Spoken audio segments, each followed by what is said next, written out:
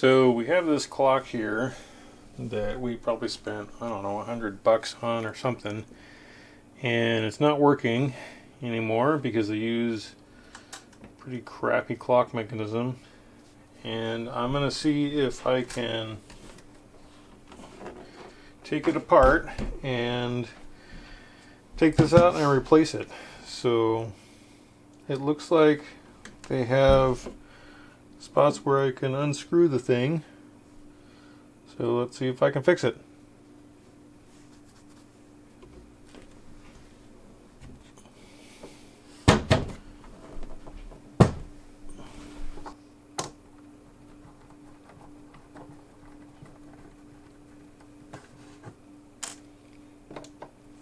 Alright, are you inspecting?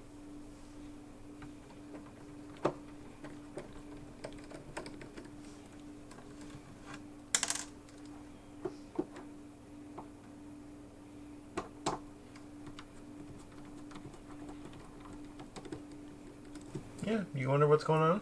Hmm?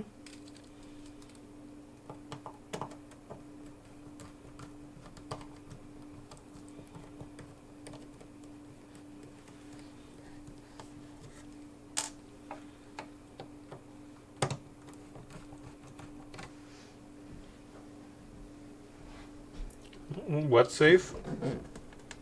For you to get finished getting ready.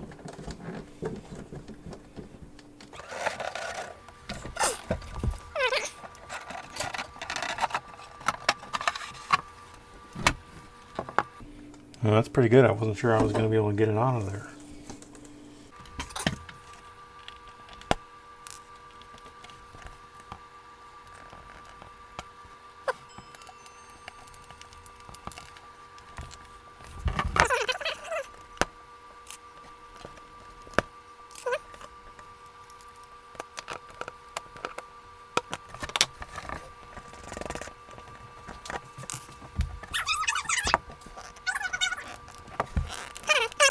I don't think I can fix this thing. What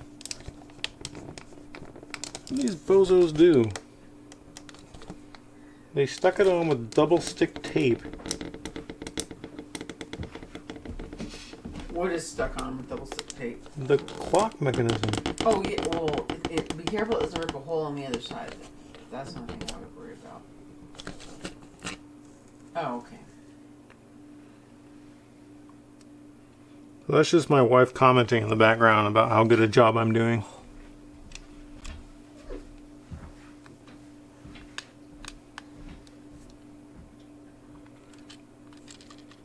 That's it.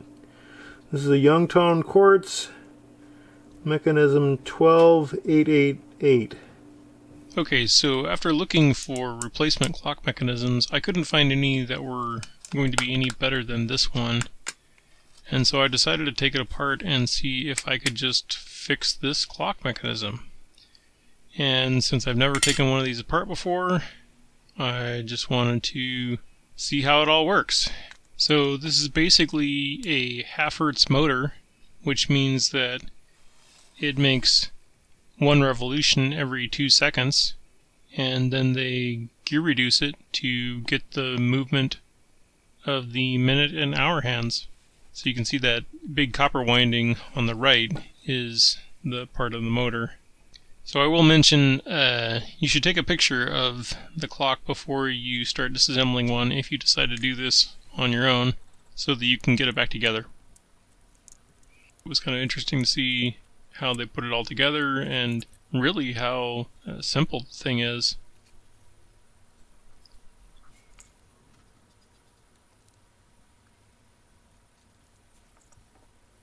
So one of my objectives in taking it apart was to see if there were any particles of dirt or anything in there that I could clean out, and there actually was some little plastic bits that I was able to get out of the gear axles and then also out of that plate that snaps on the back. I had to clean out the place where the axles go in that thing.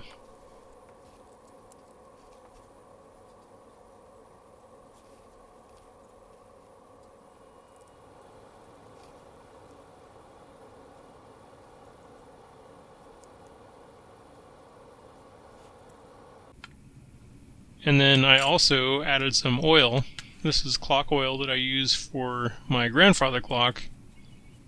So I figured it would also be safe to use on this clock mechanism.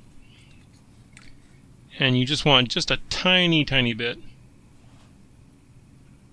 And so here I'm oiling the spots where the axles go into on that plate.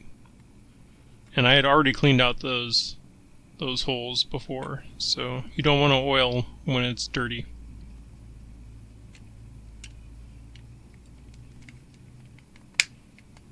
And so I just snap this thing back together. You have to make for sure all the gears are aligned and they're going in the right holes. And then it goes back together pretty easily.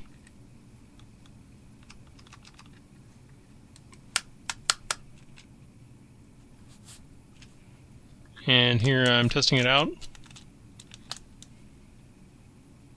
So I clearly didn't break it because it's running right now.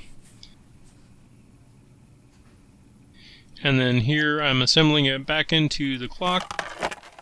So the way that I made for sure that the hour and minute hands were aligned is that I just set them both to 12 o'clock. That way I didn't have to worry about the minute hands being off from what the hour said. If you set them both to straight up 12 o'clock, then they will be aligned at any other time as well. And here I did a time lapse. This is 2 weeks later, and you can see the clock is running fine. Hey, do you like my videos? Subscribe. I'll make more. Bye.